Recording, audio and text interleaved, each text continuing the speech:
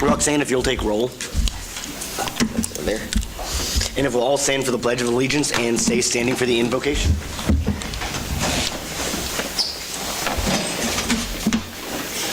I pledge allegiance to the flag of the United States of America and to the republic for which it stands, one nation, under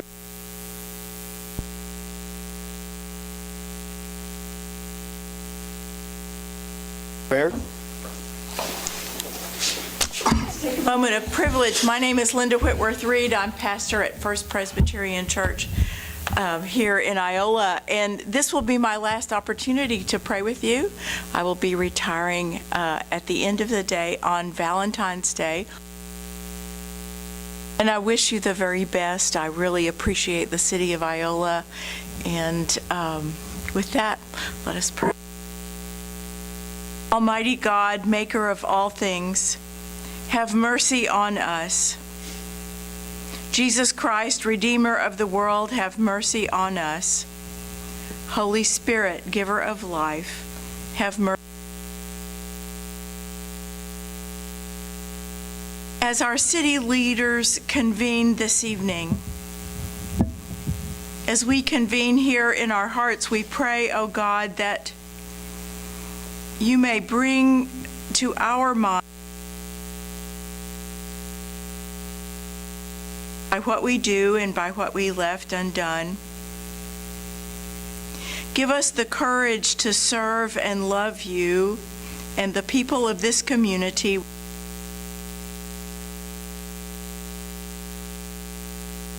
us the courage to love our neighbors as we love ourselves. And in your mercy, forgive us, amend what we are, and direct what we shall be, so that we may delight in your will.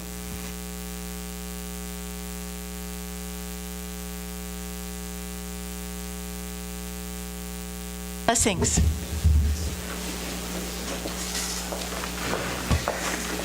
It is now time to, it is now time to fill the vacant seat at Ward 1. I had several good candidates here, but ultimately I am asking to appoint Chase Martin. Chase, would you like to come forward and talk into the mic up here and kind of give everybody a little background about yourself? Into the mic, right? I was here 2 weeks ago. Were you? Yeah. First off, I would like to say that this is something I'm really looking forward to. It's an honor for me to be a part of this council. I'm hoping to really do some good things and work with you all here. A little bit of background on me. I've done 5 years active duty in the Marines. I got out in 2009. From there, I actually moved to Kansas. Before that, I've never been to Kansas in my life. Initial reaction is, why do you want to go to Kansas? Pictures you see, it's not the most endearing place to be.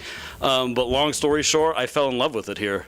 I've lived in Hawaii, I lived in Colorado, I've lived in California.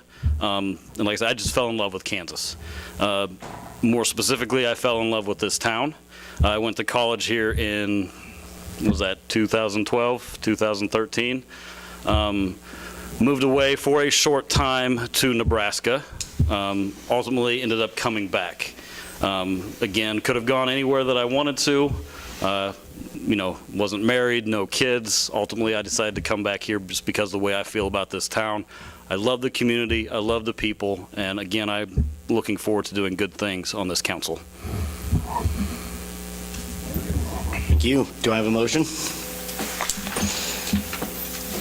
I will make the motion that you appoint Chase Martin to fill the vacant seat. I second it. There is a motion and a second. All those in favor, please raise your right hand. Opposed, same sign. Okay, congratulations. Chase, if you want to come up and take your seat. Just swearing in. Oh, you have to swear him in first. Roxanne, if you want to swear him in, there you go.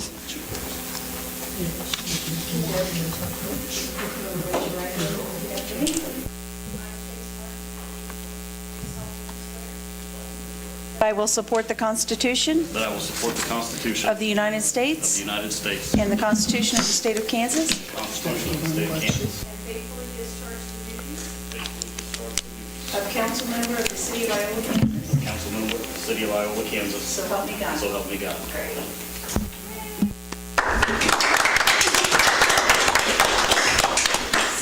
Right here. There's you. Yeah, I wasn't sure where.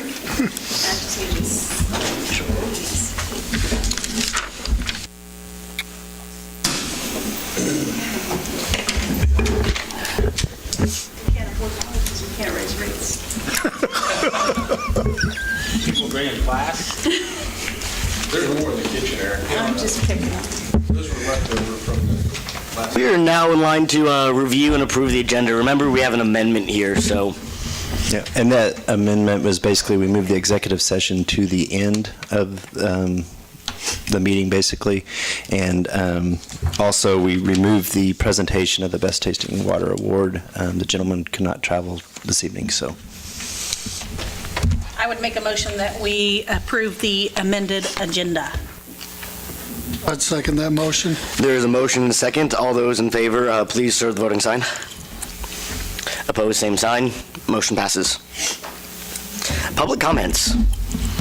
I really don't have one, but I'm proud of you for loving Kansas and for speaking in the mic. Oh, okay, do what I can.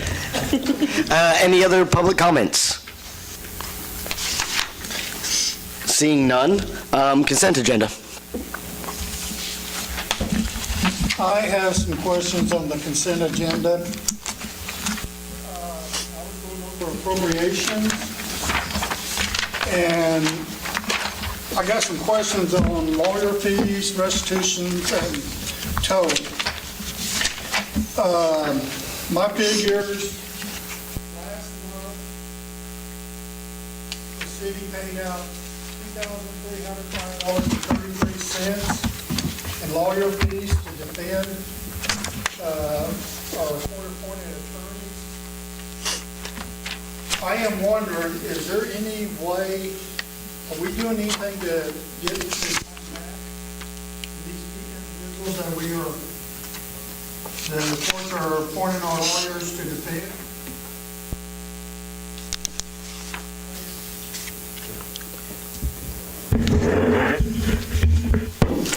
That's part of the judgment the judge attaches to that defendant. I mean, if they pay, you know, it is put on that defendant, so. Okay. And the restitution that's been paid in, is that the, Restitution is not paid until it's collected from the defendant. So that we collect it, it has to go through the court system. So they have to pay it to the court, and then the court pays it out to Walmart or whoever it goes to. okay, So it's just a pass-through. okay. We collect it and then pays it. And in the last 2 months, there's been $375 worth of towing. Is that?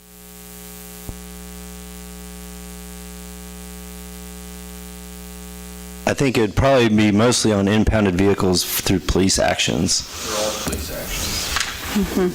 Okay, is there anything being done to recoup those fees from those cars that have been impounded?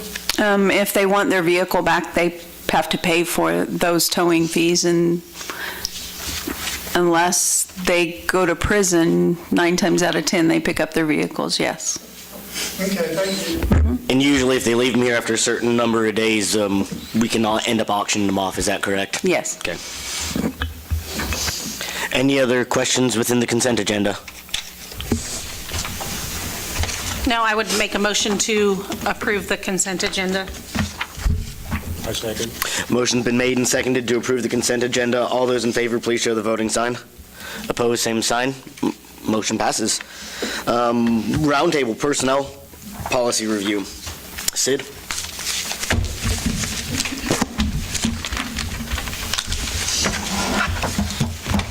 Mr. Mayor, members of council, Human Resources Director Carla Brown and the Assistant City Administrator Corey Shinstock and myself reviewed the personnel policy. I think it was originally maybe called the Employee Handbook. We're trying to kind of streamline the language. Personnel policy is what we're going to call it rather than a handbook. And we had passed out sent out the redlined copy of those changes, proposed changes, last week, and I have 3 sets of those out there for council to review if they want to tonight. Basically, most of these changes are just kind of trying to correct some grammatical things, some of the language that, and clarifying some of the language that was previously in there, condensing and combining some of those sections, and all these kind of represent some compromises between Ms. Brown and Corey and myself, and what we also feel are best practices for the city. And we've discussed these kind of with department heads already. So, and with that, I've got Carla Brown here to go over some of the significant changes. So, like Sid said, I'm here to go over some of the larger changes. I know as you thumb through the red line copy there, it's a lot to take in. So I'm just going to go over, kind of skim the surface. So one thing we would like to change, we would like to give our city administrator authority to approve, final approval, personnel action authorities. We also added on page 2 a policy pertaining to background checks for new hires. On page 2, under the anti-nepotism policy, we added in-laws and grandparent in-law to the definition under immediate family. Grandparent in-law, that is also added to immediate family under bereavement leave also. We also would like to change the eligibility for 6-month pay increases to only include new hires. For the past several years, we have given pay increases per 6 months for an employee that has been transferred or promoted to a new position. We would only like to give those 6-month increases to new hires only. We also added the resolution into the policy book for service awards and retirement recognition. That resolution was passed, I believe, in 2009 or 2010, and we would like to add it to our policy book. Under paid holidays, we would like to officially add Columbus Day to one of our regular paid holidays, and we also added a little bit of wording to allow us flexibility to mirror like the county, Allen County, on their holidays. Of course, at the end of every year, we bring the calendar of our proposed holidays to present for final approval, so we would still do that on a yearly basis. Let's see.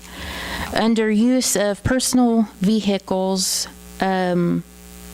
we actually added, under the vehicle and travel section, we added verbiage to also entail personal vehicle use for business.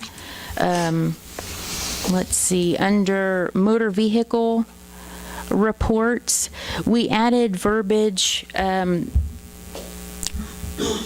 that, how do I explain this? For employees, they need to be aware that on a random basis, our insurance runs an MVR. And also kind of the consequences on the MVR, how that plays out. If they have a lot of tickets on their record, just going through the corrective action, the disciplinary system there.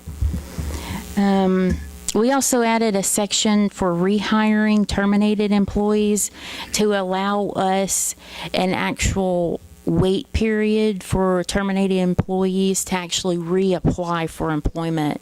Through tradition or through the past few years, if employees were marked non-eligible for rehire, that was an endless time period. So if we terminate employees, we would like to give them an actual wait period in order to reapply with the city. We added a section for return of city property. It just clarifies to employees that if they leave employment, we will assess their city property that was given to them that's unreturned, and that amount will be taken out of their last paycheck. Under sexual harassment, we actually changed the title of that to just harassment, and we added a sexual harassment section into harassment.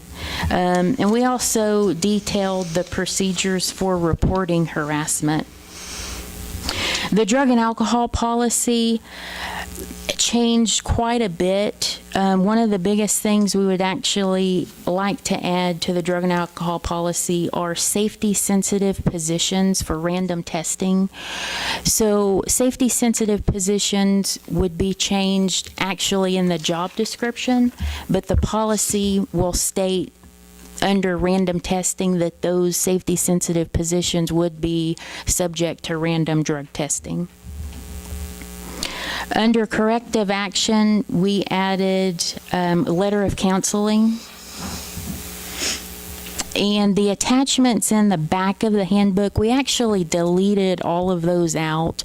A lot of those pertain to the drug and alcohol policy, and they're forms and information that are available to department heads and supervisors through the HR office. So they weren't necessary as attachments in the policy book. The attachments for the pay plan and the pay classification were actually added to the front of the book under, I believe, the classification plan. So we need to keep those in the book, but we don't want to add them as attachments. We'll add them actually to the book itself. So I know that's a lot of information to take in, but are there any questions that you may have at this time? I guess my question is on the hiring and firing. So that, would that eliminate those names having to come before the council for us to approve? And it would be Sid's decision on the hiring and firing of people without consulting with the council at all? Correct. Okay. On that rehiring, is that for a specified time, or does that depend on what job that they're reapplying? A little bit of both. It would be a kind of a case-by-case basis, you know, depending on if an employee is terminated, the severity of the termination. You know, we may not allow them to reapply for employment for 5 years. Less serious cases, maybe 2 years. It's kind of a base-by-base scenario. Yeah, the idea is sometimes maybe we have a lot of summer help. You get young kids who are working for the parks or something. They make a kind of a bad decision. We fire them, but we mark them not for rehire. 10 years go down the road. They're a great citizen, good worker from everywhere, everything you understand of them, but yet we've marked them not for rehire. And it's the idea of trying to be able to kind of take the opportunity to find good people when they might be here and giving them a second chance.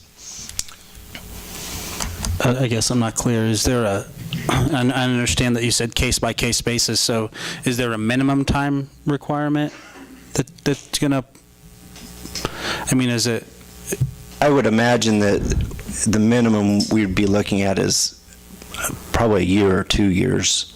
It's not something you would fire somebody today and say in 30 days you can apply for the job that you just vacated. I guess where I have reservations is voting for a policy that's not really defined yet. So I have concerns with saying we want a rehire policy, but we really don't even know what that rehire policy is. I guess I'm not sure that we can define that at this point, because you may have somebody who literally, like I said, worked at the parks, made a wrong decision. You could say 2 years, and in 2 years maybe they come back and they've got things straightened up. But you may have somebody that's done something a little more severe, and you make a decision that, you know what, if they can get things straightened up, maybe we'd consider it again, but they need to be away for 5 years before we bring them back. So can we determine a minimum a minimum amount? I think that's what you're asking for. Well, isn't I'm it? just You need wondering- at least a minimum, whether it be a 1-year minimum or a 2-year minimum. So regardless of what job they did and where they were, what that minimum waiting period is. And I don't even need to know if there's a minimum necessarily. I guess, is this going to be put in their file as they leave, that this person's not eligible for 1 year at that time? Or are we Yes. saying, Yes. when they come back, you're going to retroactively say, well, it hasn't been enough time? No. Upon termination, part of that explanation of termination would include that you would be eligible for rehire in 2 years, 3 years, 5 years, whatever that is, but that would be determined at the time that the termination happens. Okay. So they would know up front. I understand that. I feel like there's some of these issues that may come up that may need to come to the council, that, I think we should give certain authority at certain times. If somebody gets into an accident, tests positive for a drug, alcohol, that should be an automatic termination without any cause, any fail. But when we're getting into the personnel issues, I think that we need to take more account into the changes that need to be made. Doing the build on that, correct me if I'm wrong, is you mentioned on the severity of what they got terminated for, is there any guidelines for?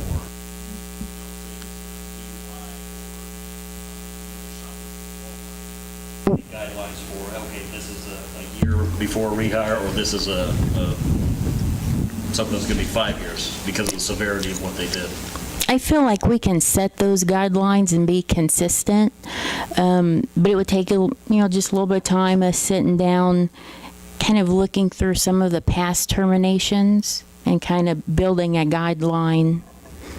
And some of that would also be determined by previous job performance. If you have somebody who hasn't been a good employee and isn't living up to the expectations that you have of them, and then they, it's something that is a very severe thing, so they have an accident and test positive for drugs, that might be something that you mark them as not for rehire ever, or it's a 5-10 year time frame before you would rehire them. I think it would be good to have a baseline so that we know what the baseline is, what determines what. It would be nice to have that in writing so we know what it is we're agreeing to. But ultimately, we're not even saying that they're guaranteed rehire. You're saying before they could even apply. You can still ultimately say, Correct. like, it's been 5 years and you don't have your life together, or we just feel like we're doing better without your performance here. You're just saying this is a minimum before they can even apply for a position. Because in the right city. now, it's one, they just can't ever get They're a job done. back. Right. Because I'm thinking as council transitions off and new people come on, leadership at the city comes on, it'd be nice to have a guideline that, is in place so people aren't just, instinctually deciding, like in, felonies, they have class 1, 2, 3, or 4, in these types of situations, you have a class of infraction, and at least we aren't just throwing stuff in the wind, because I think we protect ourselves a little better if we have some guidelines. Donna, you got something for us? What do you got for us, Donna? Sid said something that I'm 80, none of the rest of you are near. A kid can be the meanest, wildest, doggiest kid you ever had in school. 2 years later, they come back and they're really neat. I have so many kids that I've seen, oh my gosh, will they make it in this world? And they come back and they're doing well. I think we hire Sid for a certain amount of money to make some good decisions. And if he doesn't make them, we'll let him know it. You're not talking about me, are you, Donna? No, I'm not talking about you. But I mean, and that's typical. I know that from, Mike's years in his line of work he's been in, and some of the people or kids or young people that he dealt with years ago that are now upstanding citizens, and they're fine, because you're right, people can change. But again, it would be good to have some guidelines based on if it is an adult and they are fired for drugs or DUI or theft or not performing their job up to standards, there should be some guidelines as far as, okay, you didn't perform your job up to standards, I don't know what's going on in your life, we're firing you, but in 2 years you can come back and reapply. So that's where we do need to have some guidelines. The way I heard Carla is they can put, this kid will never be rehired. Is that right? It's either you can be rehired or you can't Yes. currently. So those kinds of kids, I could tell Chief Warner some of the names he has. I said, I knew them. I knew they were going to prison. I mean, when they work for you, you have a good clue. If it's something like, and I don't drink or smoke, never have, but I know kids that have done stupid things, and later they grow up. And I would hate to see them. The way I hear them, they're making some decisions that they're paid to make. Oh, I agree with that, but it's not just kids, though, also. There are a lot of adults that make stupid decisions, too. We just need to know. So basically here, we're trying to provide direction for staff, and it sounds like the direction we want is a little bit more, just to speak on, not to speak on behalf of council, but it sounds like council saying they'd like kind of a more spelled out Policy? Just some policy some on guidelines to the policy. some guideline Just- on the policies of rehire. I don't think we're sitting here saying that, we're not going to judge somebody, 2 years from now for this, but if we did have some sort of guidelines for a rehiring process, I think we'd feel a lot more comfortable. And I think that that would help you with your position as well. If you've got those guidelines to follow and somebody says, well, blah, blah, blah, blah, blah, blah, blah, you can say, well, look, this is how we do this. This is the process we use. This is how we determine this.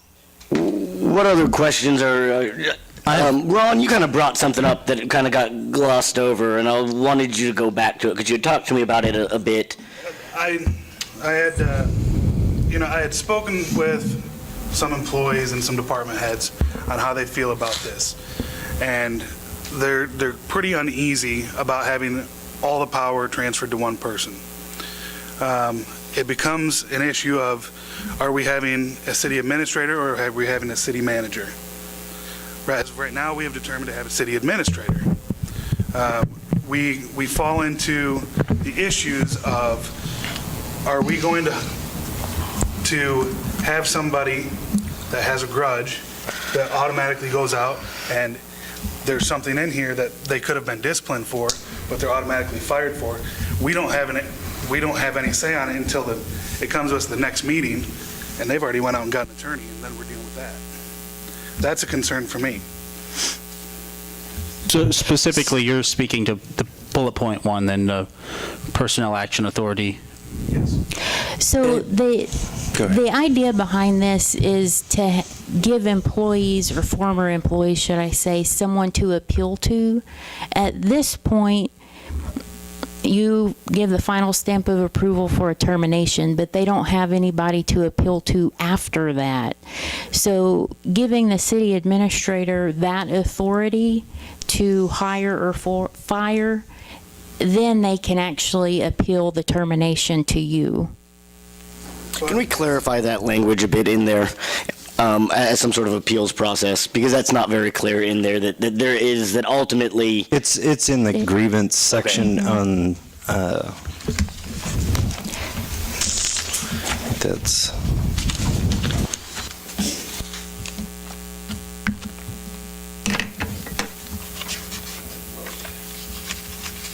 What was the basis for making this change, or requesting this change? Well, that's something that I have kind of proposed to council previously during different kind of conversations. It kind of allows a little bit of a buffer between that decision and council action. And I realize that you're talking about city administrator versus city manager. Well, city administrators are allowed to do what councils want them to allow them to do. So there are some places where city administrators do all the hiring and firing. But it allows, in my mind, it allows a little bit of a buffer layer so that, as Carlos said, that decision is made on a professional level. That decision does not happen in a vacuum in my office. That would be a decision that would be after conversations with the department head, with Carla, Corey. all of us together kind of saying, you know what, this is probably going to be, we've gone through our progressive discipline with an individual, or they meet the criteria for immediate termination. And so this is, we're going to move forward with that termination. That's how that decision process would happen.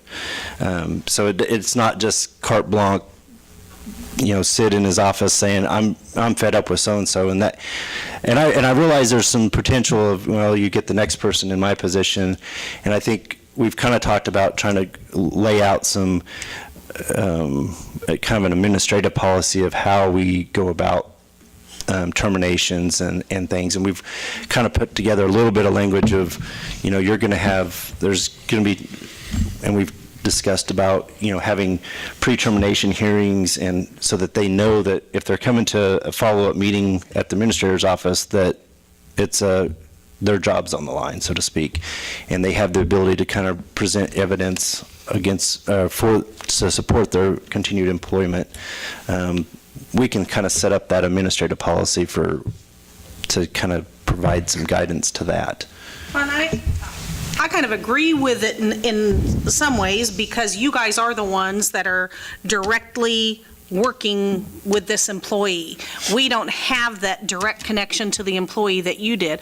I would, however, hope that council would be kept informed when something like this was happening, so that we know what's going on and that we're informed of what's going on and why it's taken place. I know that there's been situations in the past where there have been people that needed terminated immediately, but we've had to wait for 2 weeks until a council meeting, or, a week and a half, whatever the case may be.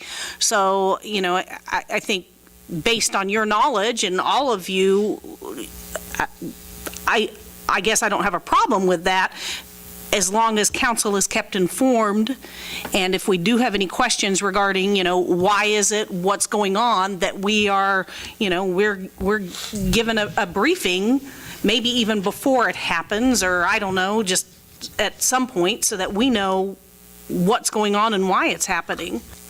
I would agree with Councilmember Ford on that.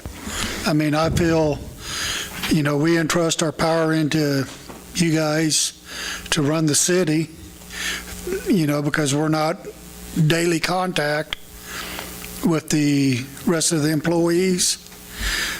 But I would rather know of a situation that happens tomorrow and not have to wait until our February meeting to find out about it, and in the meantime, have all kinds of chaos with emails and phone calls. That way we're aware of what's going on. So would council be comfortable with, and I'm just kind of trying to think of the guideline there of using that pre-termination hearing, because even if it's something that we feel is definite, immediate, like they've gone from 0 to termination because of the action, we would still follow that same procedure. We'd have a pre-termination hearing that staff could then issue a memo to council regarding, hey, we're having a pre-termination hearing regarding this, and give some of the information regarding that, what's going on, and I would be a lot more comfortable with that. I would be too. Yes, I would too. And that's that way you have a heads up. Keeping us informed, but also allows you that ability to, what, they're no good, get rid of them. Or this is a great hire, I want to hire them before somebody else snatches them up. Okay. So. Yeah, I would go with that. I'm concerned that we're hyper-focused. We're hyper-focusing this conversation on the termination piece of personal actions. There's an entire other side of this that has to do with hiring, and am I correct when you say yes, that would actions? all be, but honestly, we're sitting there going through the interview process, application evaluation, any testing that's going on. I mean, that's kind of all staff is doing all that up front anyway. Well, I think there might be, in my opinion, there might be a point in time when we start managing staff through attrition. I know nobody wants to talk about those types of things, but when we give up our council's ability to, review staffing models at budget time, we're saying it won't really matter what we think as far as who should be hired, how many people should be hired, because we're giving up all that authority to the administrator. Doesn't really give up our authority as far as staffing if somebody's gone and we know that it's a position that may or may not be filled, or there's a position out there that may need filled, or we may be able to, incorporate that in with somebody else. Isn't that something where we would have to depend on or hope that our city administrator that we've hired will come to us and say, look, this position's going to be open. We can either incorporate it into this department or hire somebody. This is my opinion, this is what I think we need to do. I think that's part of what we pay him to do. I agree with you 100%, but not all leaders make the right decisions at all times. Correct. And so what this does is it removes any of our ability to override that authority. Well, and this, what we're seeking does not include, like, the administrator can't just go hire 5 new positions. Any new position would have to come before council. Now, existing positions are different. The thought is if they've been budgeted for, and that we would have the authority to do that. Now, that's part of, as Councilwoman Ford was talking, that's part of our job in the administration to review each of those positions and say, is this a position that, can we do without? Do we need to refill this position? Is it the right position to fill? Do we need a different position? If the question is we need a different position, then that comes back to council saying, hey, we had a X and we need a Y. And here's why we would like to do the Y.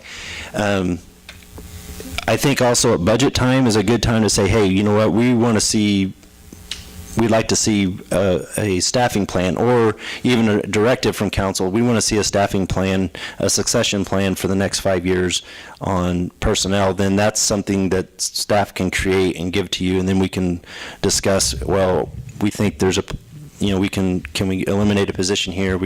Those are decisions, but I think it's hard to say position by position when they come up to you, whether or not that's the time to figure out that, no, we don't need that position. You got to do all that study ahead of that, is my thought. Well, and again, it would be up to the city administrator to, again, keep us informed on what positions are open and what positions are being hired for, and give us that opportunity to say, okay, is this a position that has to be filled? Before they even start the hiring process, if that position's coming open, we should be informed of it so that we can look at it. If we're informed or not informed, if I'm interpreting what a final authority means, what we have to say about it won't matter. Isn't that correct? What would matter, I think, if we tell him we think you need to eliminate this position altogether, don't hire anybody for it. If he's given that direction by council, I would hope that a city administrator who's hired by the council and who's working for us would listen and say, oh, okay, well, we'll take a look at this then and see what we can do. As long as Sid's going to be in this position for the next 100 years. We just you can't take for granted what the competency of the next administrator is going to That might be something that needs written into the policy as far as what positions are being hired for, and the termination policy, like you were talking about, the termination hearing, and again, keeping council abreast of what positions are vacant, what positions need hired for, and allowing council the yay or nay as far as if that position still needs to remain or if it's a position that we can eliminate. I think what this really comes down to on the termination side of things is not keeping staff around for 2 weeks if they're going to be terminated. Would be one. That's the biggest benefit to this. I think with the hiring, you can say the same thing, though. If you have somebody that you want to start working and you say you can't start working for 2 weeks until the council approves it, and then we're going to send you through everything you need, you may have lost them. They may go somewhere else. Not only that, it may cut down on overtime that was generated because of the 2 week waiting. Because you have a 2 week waiting period. Get that. I mean, ultimately, it would be nice to know who our new employees are in some sort of consent agenda as well, like, oh, this person's hired in at this position or moved. But ultimately, I think when it comes to that consent agenda, we generally don't have a whole lot of questions. We're not on a lot of the interviews. The only ones that I'd say maybe we need to add a caveat to is there's certain positions that the council usually hires, usually the chiefs, that the council has some input on directly in the interview process. But again, I'd expect that you being city administrator would probably call the council into those interviews anyways. Yeah, I think, well, and we could probably add some language, because especially for some of those positions, even if that's a staff-led search, we would probably have some sort of search committee that we would want at least some representation from the council. If not all, that would all be kind of determined as we're looking for a new police chief or whatever that is. Here's a proposed hiring plan for this. Council can kind of approve that and move forward. Something like we went through when we hired Tim. You know, they did all the preliminary work. Then we had the interview with the council members and made our recommendations then. So spell this out for me, because I'm dense.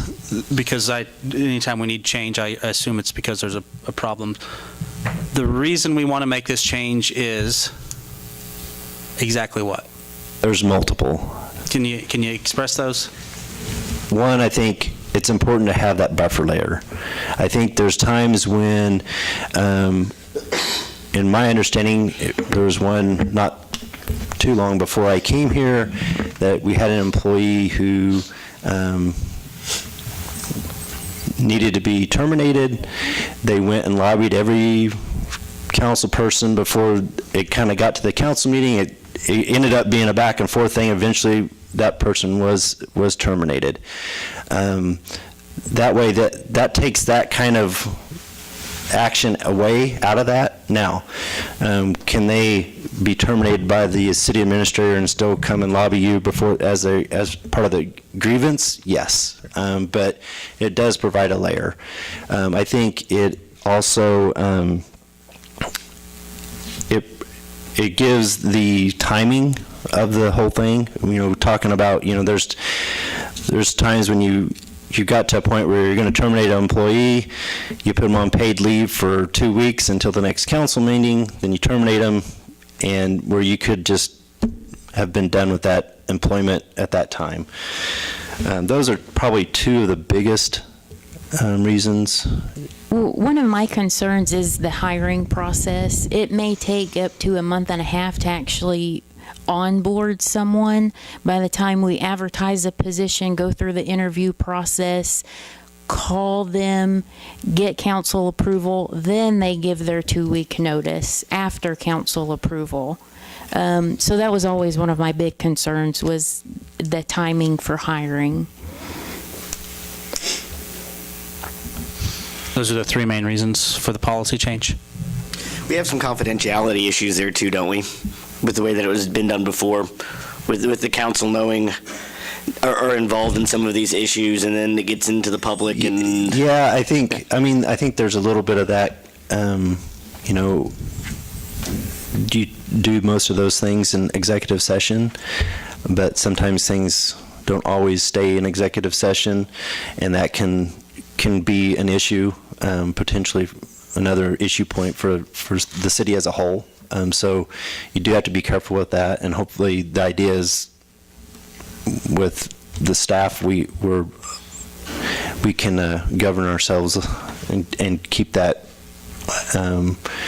that information from going kind of public, so to speak. Any other questions or concerns about any of the other items? Yeah, I have I've got a couple as well. nepotism. So if you are the in-law of someone, that excludes you from being hired within the same department, is that correct? Correct. Or If they're a supervisor, right? Right. If that person is a supervisor, if they're just somebody else working in that department, it doesn't matter. We've got that right now. It's just if that current employee is in a supervisory position and could be your supervisor, you can't work for them. And small-town Iola, isn't everybody related to everyone? I mean, There's a lot of people that are related that work for the city. It boils down to, are they related and are they working in the same department, and is the person they're related to their direct supervisor or not? and I understand the base policy there where it talks about immediate family, father, mother, spouse, child, sibling, grandparent. I think we're taking it too far if we're talking about in-laws. We a lot of times here at council, we come back to this conversation piece about trusting the supervisor or trusting the manager or trusting the leader. If we have supervisors in place that we trust, we would also anticipate that they can rate their employees fairly and treat their employees fairly. I'm not comfortable with the in-law piece in there. I don't know, somebody's father-in-law is often pretty close to, or mother-in-law is often pretty close to that family. I mean, it's literally, in my opinion, almost the same as hiring your son or daughter, or sometimes even more awkwardly with those relationships. I would support some of the in-laws in there, and that really is still a direct conflict of interest that you may be facing. I could see mother-in-law and father, but grandparent-in-law? I mean, I think that's really stretching it. I could see maybe your mother-in-law or your father-in-law. Have we had issues? Or a brother-in-law or a sister-in-law, but I don't know. We have issues that have been a catalyst for this recommendation? No, but we want to avoid those issues. I mean, at the same token, though, I really don't think that people that are related should be working in the same department together either. I think that's so 1950s, in my opinion. I think people, the most qualified people need to be put in the positions that they can excel at, and whether they're family or not, but that's just my personal opinion. I'm not going to beat that horse anymore. I think that'd be great in a perfect world, but that's why this is in place, though, to keep favoritism out of. Yeah. Right. Well, what about ex-in-laws? I mean, Yeah, you want to talk about in-laws, We can add that too. I mean, We've got to draw the line somewhere, and at what point, we just need to figure out where we're going to draw it. I mean, Cousins. Second cousins. Some people hate their parents, some people, and so you could have an issue there. It can go any way that the in-laws, I think it's all a base. Every family's different. You can't write a policy. We have to do it uniform across the board, whatever we decide to do.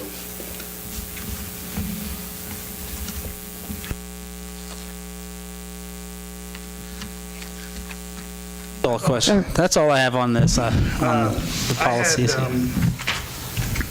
What was the reasoning for if somebody is given a promotion in-house, why are they not getting a pay raise at 6 months? when the pay plan itself changes per COLAs or the wage study that we went through in 2014, we've had a problem with individuals that are hired within a year of each other. For example, the wage study that we went through in 14, we added an apprentice position to all departments. The gas and water department was the biggest one we just had an issue with. We hired 2 individuals at the apprentice level because that's the position that we decided upon. So if we give them a 6-month increase per their apprentice position, and then they get promoted to equipment operator, maintenance, repair. The individual that was hired the year before, they're actually going to bypass that person, and it's all in the percentage of the increase for our actual pay plan. So that will help eliminate individuals bypassing others. Okay. Can somebody not be hired in at a higher rate? Of course. I'm sorry, not a higher rate, a higher level than the base. Of course. So if they're hired in, they're still going to surpass somebody that was hired, Right. that was promoted. Mm-hmm. So we're giving somebody that hasn't been here a 6-month raise, but we're not giving somebody that's spent the time with the city and been employed with the city when they're usually transferring to a higher job for a promotion. And we're not giving them a raise at their 6 months when they're doing more work. I don't think that's right to give somebody new to the city a raise at 6 months, but not to somebody that's been here. The whole purpose is just to keep the 6 month for new hires only.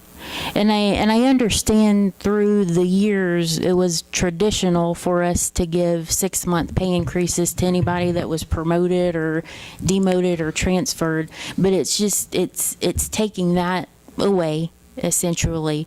And the biggest concern I have is when the pay scale does increase, then we have that problem of the possibility of positions overstepping others with the 6 month increase. It's a little hard to explain when it happens. Coming from completely. I would rather it be uniform across the board, whereas if we're going to hire somebody for this position, then they get a raise in a year.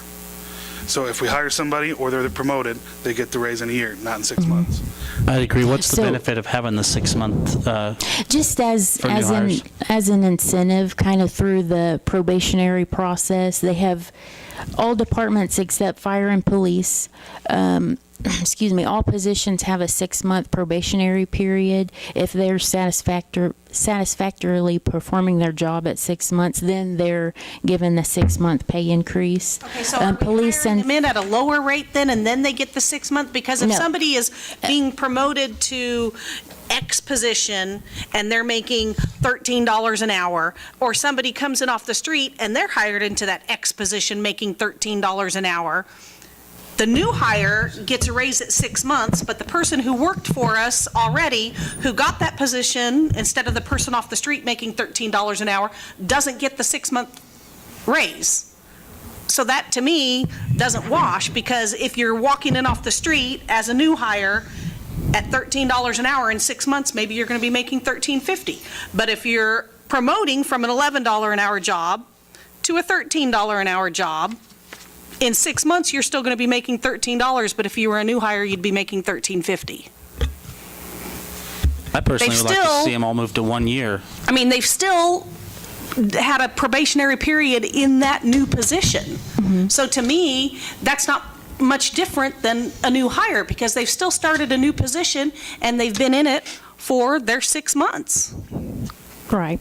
So yeah, either Why don't we? everybody gets one at 6 months, no matter when they were hired into that position or how they were hired into it, or it goes to 1 year for everybody. Why don't we table this one for a minute and maybe have Sid and Carla come back with the idea of what happens if we go to 1 year, if we do them all on 1 year? Because I think we're going to need some more information about the effects of that before we kind of. Yeah, because it just doesn't make much sense. Well, I think part of that concern, and correct me if I'm wrong, is if you have a position that you hire somebody, you need an equipment operator, and you've got somebody who meets those qualifications, and you're going to hire them as an equipment operator.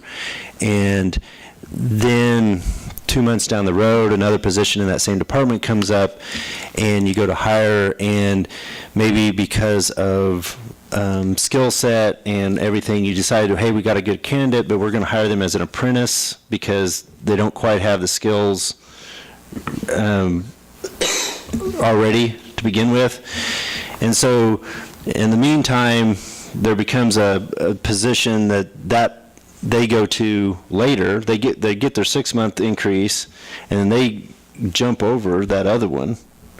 They then are making more money even though they've been here less time at the same position. But they've also promoted themselves at to different levels of jobs and to different responsibilities. So they still are a new hire to that position.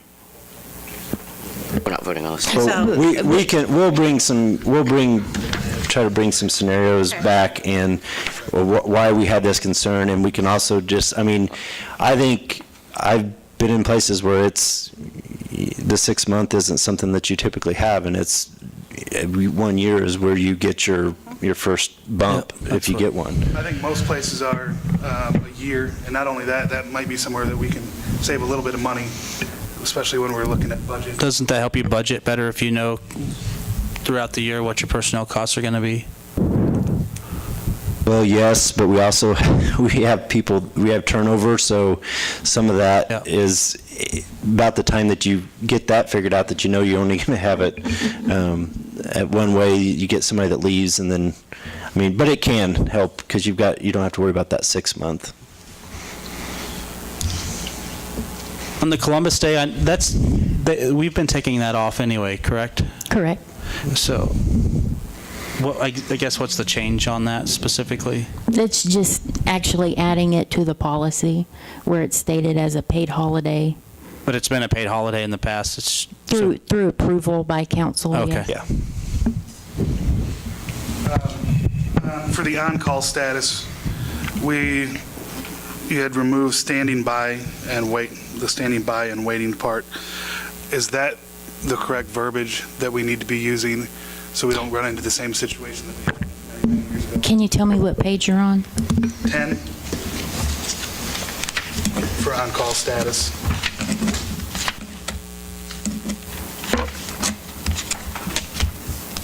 Oh, correct, where we deleted reasonable period of time, and we specifically put 30 minutes with the exception of fire and EMS who respond within 15 minutes. Well, above that, where we removed standing by, and I know that there was issues with a lawsuit many, many years ago, and this verbiage came into play. Can you check with Bob on that? If you Right, would, yeah. Please. And Bob has looked at this, but we can specifically ask him that question, but. If you would, please. Oh, I'm sorry, I see.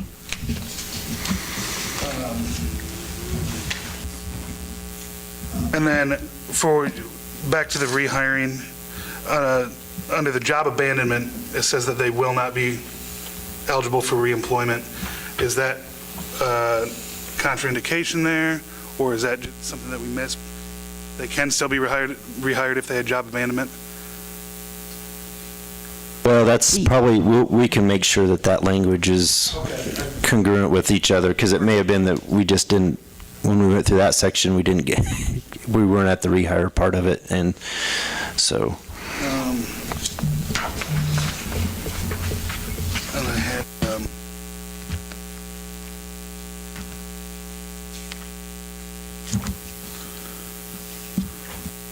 for the policy also, What page? page 44, I believe it was the drug and alcohol policy. Your very top line, whenever employees are working, operating any city vehicle or equipment, are present on city property, are you saying at any single time that they're on city property? If they're down here at a baseball game with their kid? No, just in a working status. Okay. I think we need to put something in there about that it's during working hours.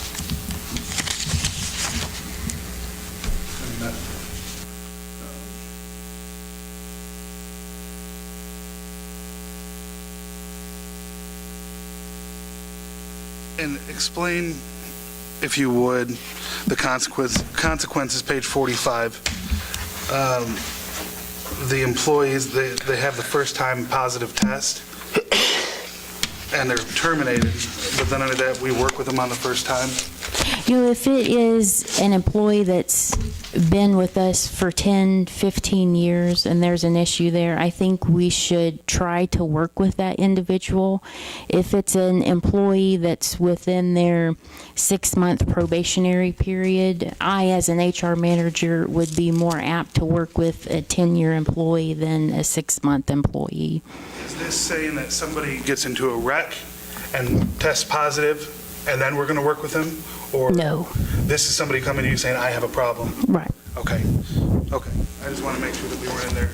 And, okay. That's all that I had. Thank you.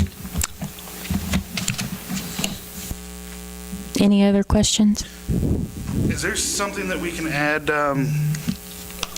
for exit interviews for employees? I think that would be more of like an HR policy, not necessarily in the policy book itself, but an HR policy, maybe my guidelines as far as an employee leaving that process. Okay. I think that's an avenue that we should look at, and maybe you give an exit interview report, something typed up to the council, and how that I'd like to see something like that. Any other questions? Sid, you have plenty of guidance on this, clear as mud. I think so. All right. The plan was to be back next meeting with something for you to approve. It may be another meeting, just in case. That will lead us to the next item on the agenda, which is new business FEMA firefighter assistance grant. Thank you, Carla. Thank you, Carla. Thank you, Sid.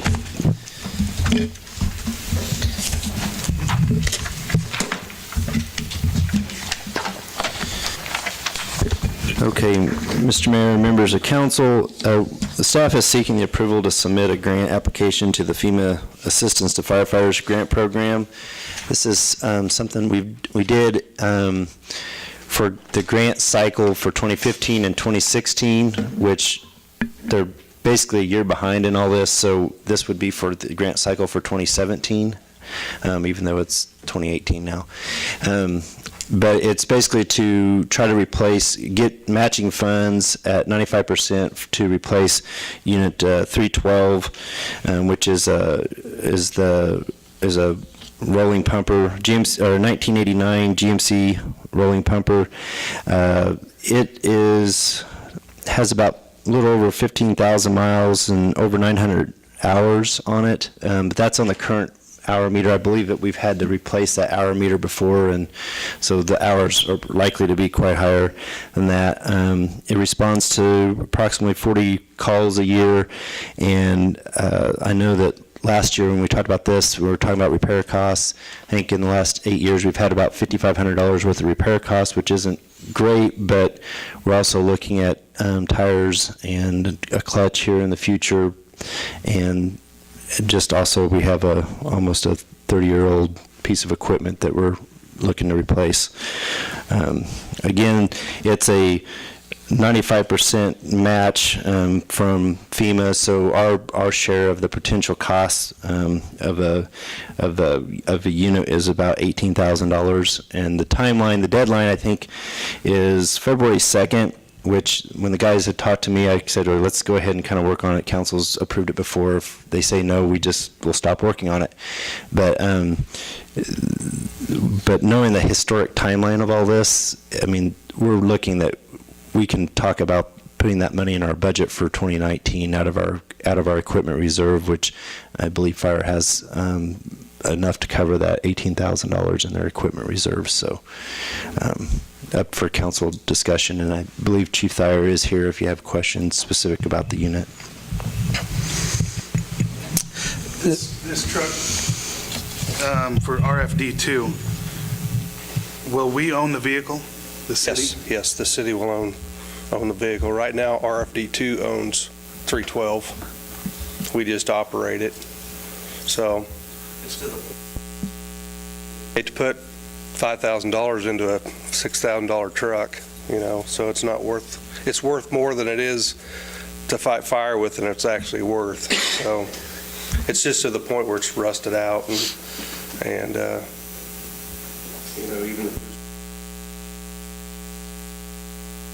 even it's 30 years old. I mean, it will be next year. So How long before we would know on the grant? that's a good question. Well, looking at the timeline, we're probably thinking late this year before we would even know that whether or not we've moved on to the next stage of the decision-making process. And then at that point, I think it would take almost 9 to 12 months, I think, to build a truck.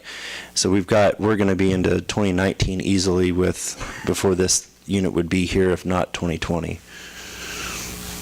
Is this truck going to be used in the city? It could be, or it will be. This truck is, if the city buys it, yes, it will. It can be used in the city. That's always been kind of a misconception.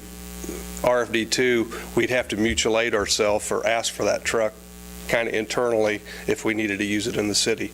If the city purchases this truck, then it will be the city's property, and it can be used however they see fit. How much do we have in equipment reserves for this? You said we might have enough in it for next year? Say, yeah. 50? And you feel like this, obviously, we've applied for this 2 years, this will be the third year? So this is a piece of equipment we really need? Yeah. And we continue to try to get this grant, which hasn't happened. So as a backup plan, and this is probably by this time next year, this will be 400,000. So what do we, is there something in place to try to get this same piece of equipment if we continue to fail at this grant? The money that we collect from the county goes right into the general fund for fire protection for RFD2, which covers Gas City and the surrounding kind of a 5-mile district around. There's It's from RFD2. This year it was 30. what? It ranges from, it depends on property taxes and values. Usually it's between 75 and 100,000 a year.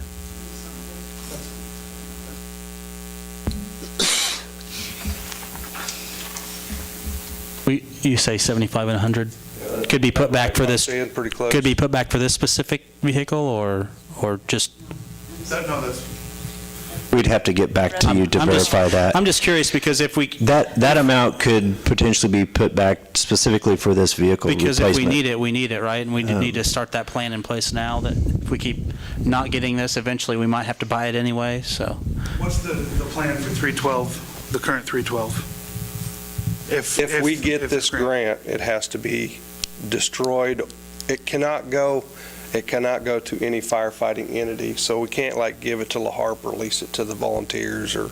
Why is It has that? to be, that's just part of it's a federal deal. Now we can auction it off to a farmer and he can use it for gas firefighting, but we can't let an entity use it for that. Honestly, there's probably a lot of farmers out there that would jump all over something like that to have it for grass fires. I Yeah. mean, When does the grant application begin for this? Well, they let us know, it was December 27th is when we found out about it from FEMA, and that's when we started this process. We knew it was going to end February the 2nd, and historically, I think that we won't hear anything usually till, April or so? Well, that was when the deadline was September.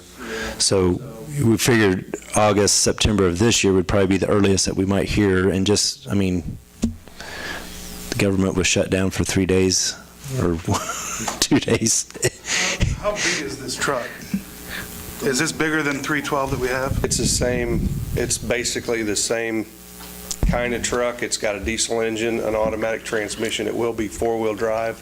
The one that priced is actually kind of an urban, rural interface type truck where it's better suited for grass fires than what 312 is. 312 is kind of, as far as the length, it's about the same length, 27 and a half feet long. So it fits in the station where 312. It does fit where 312? Yes. I don't want to run into the situation where Yes. we're already stretched for room as it is. So It will fit where 312 is currently at.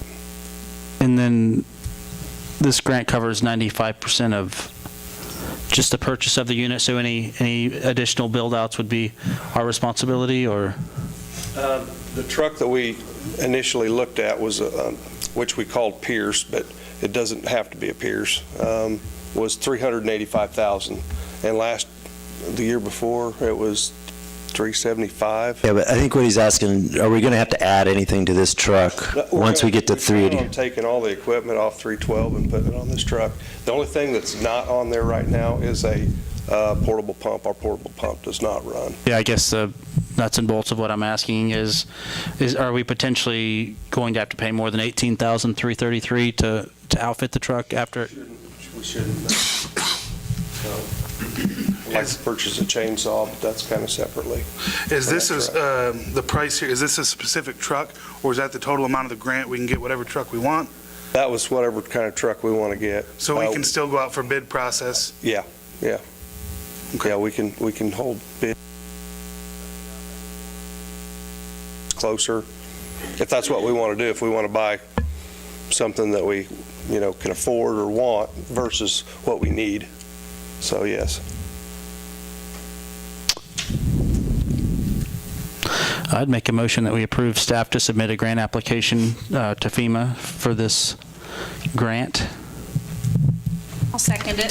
There's a motion and a second to approve the grant. All those in favor, please show the voting sign. Opposed, same sign. Motion passes. Thank you, council. Item B, Sid? Assistant City Administrator Corey Shinstock is going to handle this one. Mayor and council, before you is just a updated supplemental agreement to our KDOT agreement for the Federal Fund Exchange Program. We typically are eligible to get roughly $65,000, I believe it is, annually reimbursed through KDOT for alternative transportation projects. We can use it for maintenance. Typically, we've used it for chip seal. I've used the chip seal receipts since it is a reimbursement to send it in. The state nearly cut this program completely out, and local projects fought to keep it in. The funding mechanism shrunk. It used to be 90 cents on the dollar to exchange our federal dollars, and KDOT would keep 10% for the administrative fees. They found out that they have a lot more administrative fees in that when they have to do a federal project with that money. So right now it's at 75 cents on the dollar, and I mean, it's money that we aren't going to get. This used to be what Dan and I called the 5-year plan money. It was all in a big pot. You could apply for it. It's how we did a number of the road projects over the years, like Lincoln, Cottonwood, and Miller. They just don't have that pot of money anymore. They divide it up now between the counties and the cities. So we'll get our allotment instead of the bigger amount. But essentially, the supplemental agreement just allows us to draw that money down. And what we've done historically, or at least last year and the year before, I've drawn that money down right after chip seal and rolled that money into our special traffic way fund to try and help fund Madison Street eventually. It's not much, but it's a little bit there. So any questions? Speaking of funding Madison, is there any plans in the work to do anything down on Eisenhower Drive? I mean, that road is bad. We've replaced panels in the past down there, Gene, over the last, I don't know, I don't think it was last year. It was probably 2 years or 3 years ago that we replaced some panels in there. Unfortunately, that road is built on nothing. There's no base under it. So the concrete, as that base deteriorates, that concrete just breaks up. But I'll go down by and look at it, and I mean, it could be the case where Dan goes out there and replaces a couple more panels to get by, similar to what we did up on Northwestern a year or so ago. No, there's no major plans to rebuild that road as far as traffic goes. Okay, I was just wondering about that. We just don't have the funding to warrant going over there with the traffic volumes we have on that road.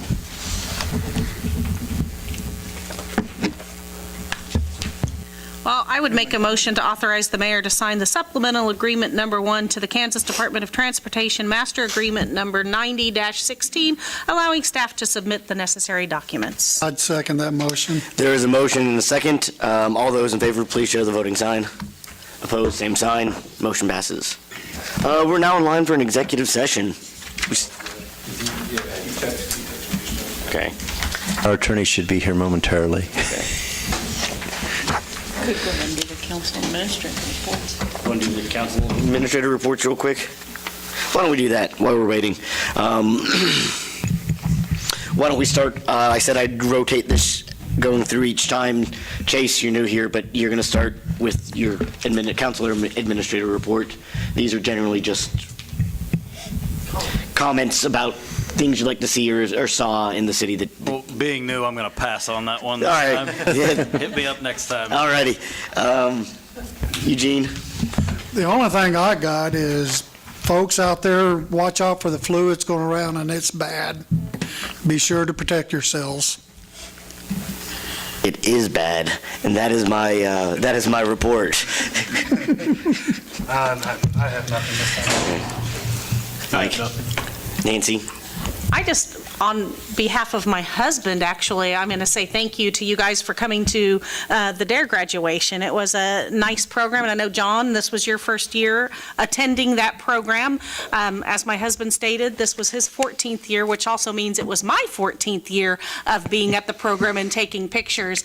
But again, it's a great opportunity for our kids in our community to have that taught to them, and the knowledge that they gain, and then also Casey Wolf always puts on a pretty good show. So other than that, I have nothing.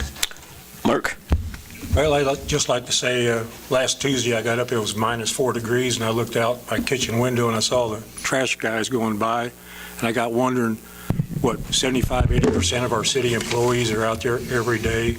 It doesn't matter what the temperature is or what it's raining or snowing. I'd just like to see if you guys could say thanks to next department meeting and tell them we appreciate it. Pass that along. See it. The only thing I had is just another reminder of that K-State First Impressions meeting that's February 5th at 6:30 at the Bolus Fine Arts Center. Email us all about that. Yeah, I'll try to remember to send out a calendar invite. Good. Is everybody got hooked up with Google? I'm trying to figure that out. Okay, if you have questions, feel free to give me a call or come into the office or something, so. She does a good job of it. It's not hard to set up. We are in line for an executive session. Mayor Wells, you omitted me from. Oh, Aaron, administrative I'm reports. sorry, because I didn't jump over there. I tried something new, and I'm on cough syrup, so sorry, Aaron. Aaron? No, I just wanted to tell Sid and Carla and whoever else, thanks for putting in the work on the policy changes. I know I may not agree with everything that you have on there, but to me that just illustrates that you're not going through the emotions in your role, and that you're going back to the fundamentals, and I think that's important. So I appreciate you doing that. Thank you, Aaron, and thank you for reminding me. We'll get the hang of this. We're in line for an executive session. I will move that the city council recess into executive session for, how long? 20 minutes pursuant attorney-client privileges. Do I have to read all of this? KSA 75-4319B2 for the purpose of executive session. The purpose of the executive session is to discuss contractual agreements and shall include the mayor, council, city administrator, and city attorney. The regular meeting shall reconvene in the city council chamber at 20 minutes from now. We have a motion. Is there a second? I didn't catch all that. Can she repeat that? I second it.